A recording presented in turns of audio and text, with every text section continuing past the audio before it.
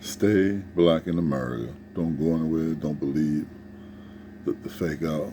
America is the greatest country in the world for a black man or a black woman. Your ancestors have been through slavery here, Reconstruction, all types of Jim Crow laws, all types of racism, all types of redlining, all types of experiments, all types of killings, even when they came back from the war in their uniforms and blinding. But it's the greatest country in the world, full of the greatest Christians in the world. We support and have every other nation in the world. Everybody wants to come here. So don't think it's someplace better leaving. Your ancestors have built a wonderful foundation here for you. Keep building upon it. Civil rights knocked in the door. Take advantage of educational opportunities, job opportunities. Try to become self-employed. Black people in this country are the 15th biggest economy in the world, just in the United States alone. Let's keep making that better. Let's not make it worse. Let's make it better. Everybody's trying to get here. So today is going to be offense. Offense is the definition of offense is it's an insult or a disregard, annoyance or something that brought about a feeling of being insulted or disrespected or disregarded, an offense, right? So how do we deal with an offense? How do we deal when somebody does that to us, bro? Do we dialogue? Do we talk with a person and try to resolve why it came about? Do we apply some kind of discipline, some kind of way? Do we have a disconnect? So I can deal with things and give examples from being a businessman. So I'm a businessman. If I'm selling beer, wines, or cigarettes, you have to be 21 years old to buy those things.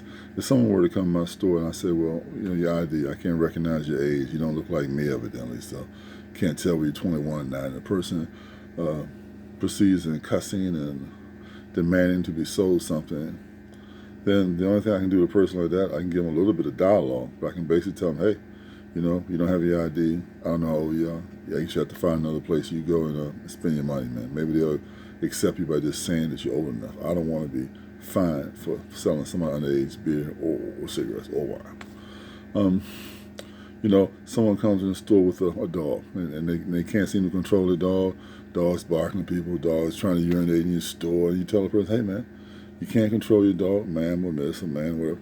You can't control your dog, man. You need to keep your dog outside tied up somewhere. You can't come in the store, dog barking at people, and your dog smelling and peeing on the wall, all this kind of crazy mess like that. If that person proceeds to get angry, get attitude, then I have to deal with them the same kind of way. Hey, look, you need to find someplace else to go, man. I want your business, but I can't mop and disinfect the store every time you come in, your dog pee on the wall. So if you got 10 people coming to the store with dogs and 5 trained and 5 not, you're dealing with a problem there. So, you got to pick and choose, people who can do it, people that. So you put a sign up, you put a sign up. The ones that don't do it, you should discipline and say, hey, I got to ban you from my store, man. I got to go to the police department and get something and ban you because, you won't keep your dog outside. So you handle it that way. Somebody come to the store smoking. Smoking is secondhand smoke is not good for you. They come and smoking and puffing smoking. I mean, things you think just naturally somebody just wouldn't do, but people do that. So you got to find a way to, explain them. Hey, there's a sign right there. Can you please stop smoking inside the store? I really appreciate it. You deal with the offense like that. You don't deal with the offense violently. You don't deal with it. You don't use profanity. You deal with it. It's a simple way to deal with it. So someone comes to the store and they're short on money, short on change. Don't have the money to buy what they want to buy. And you tell them, hey, it's it's 11.80. Person, well, they got 11.40. Let me go. Well, I'm gonna say no. I'm gonna say no, and a lot of times you get response from younger people. I guess younger now, be like 30 and under, will say something like, "Oh man, you're petty because you won't let me go for 40 cents to get what I want." And I'm saying to myself like, isn't the definition of petty you? You're the one that that does not have the money to buy what you want to purchase. Well, you don't have the money, but you call me petty because I'm not going to give up my 40 cents so you can purchase what you want to buy.